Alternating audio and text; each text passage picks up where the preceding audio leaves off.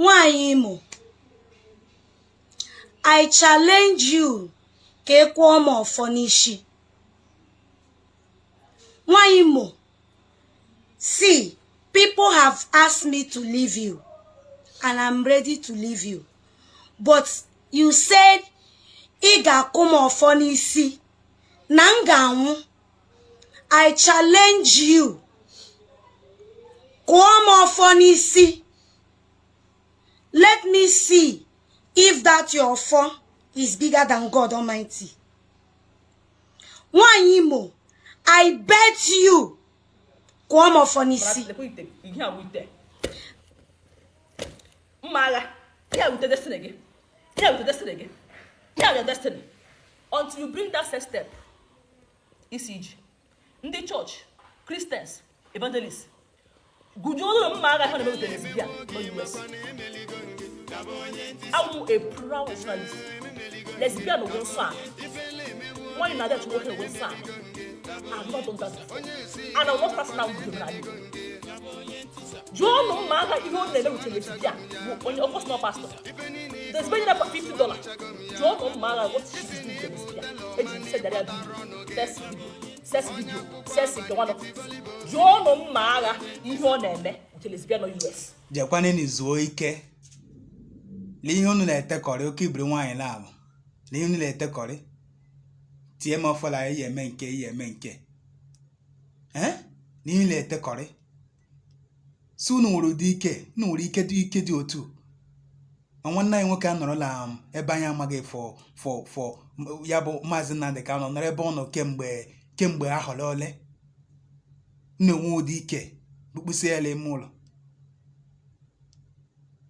Une wudi ike Nigeria agaghị abịa otu ọdị.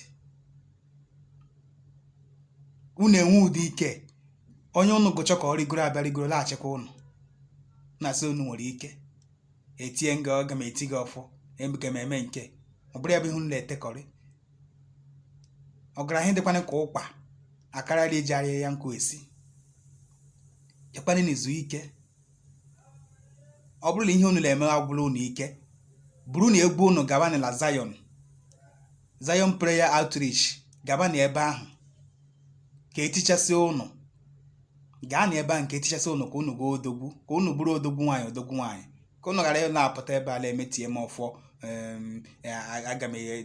aga m ejide ọmụ nke jide ọjị rere ọ bụrụ ya bụ unu na-akọ ka ibiri nwaanyị dịsị ka unu bụrụ ife a ka unu na-akọ mgbe ụmụ unu pụta next coming years gaba social media fụ ife unu na-eme ọ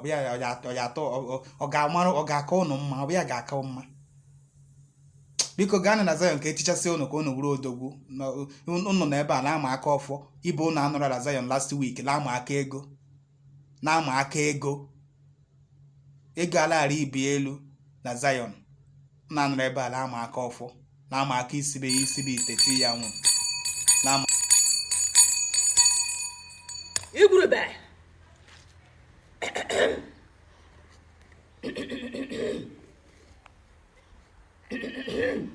Chefogokwa na tata weke eheketara anyị ihe ọma ana m na agbụrụ m na obi m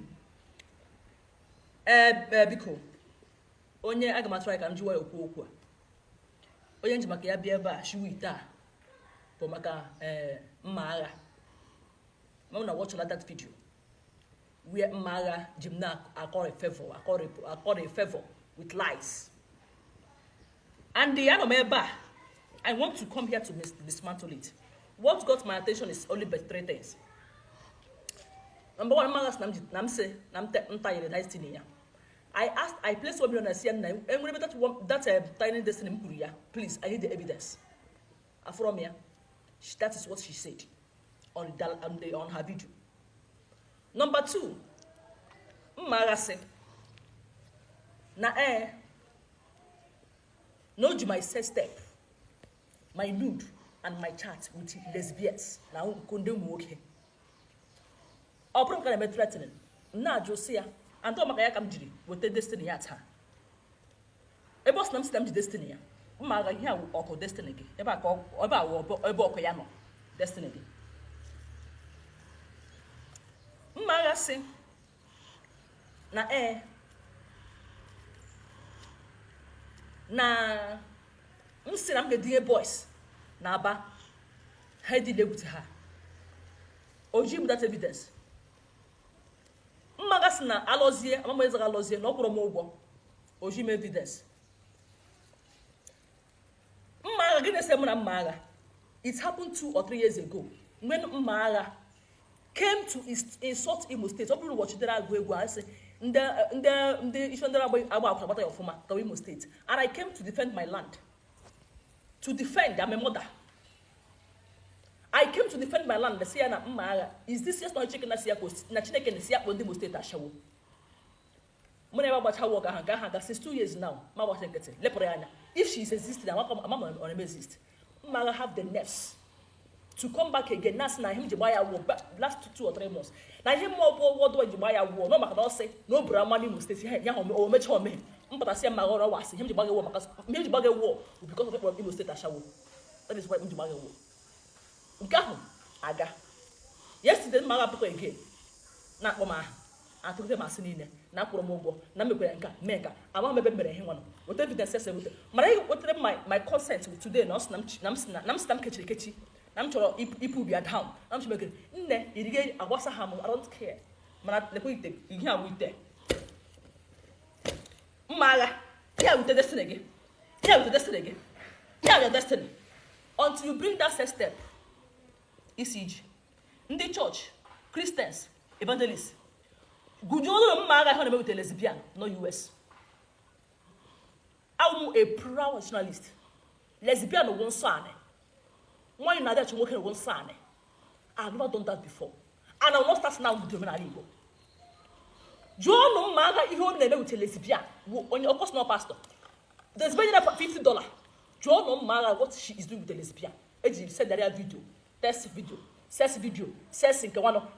John Mmagha, if you want to with a lesbian or US.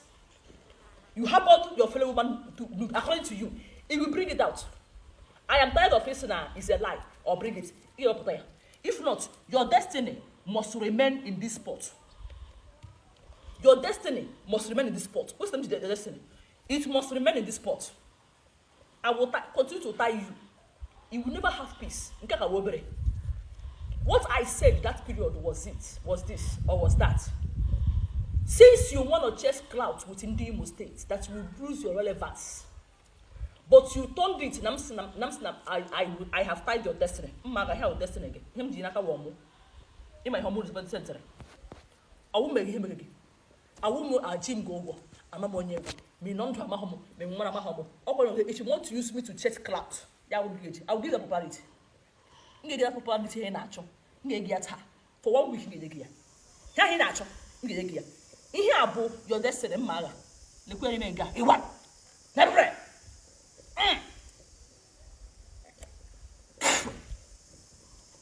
Mmagha, you will never have peace in this life. Ekechelim your destiny. Why? Ekechelim your happiness. Why? You will never have peace. Mmagha. Ige enwe so obra na mma. Ige enwe peace na ntoga. Okwu mo ahamaga kwa pụrụ ọnụ again na ntwa. Until you get that step what he siege. You must bring it out. Mmagha, you must bring that step out. Your destiny coach me atata. No so ya ga mukata ato. Mamba tikwa no.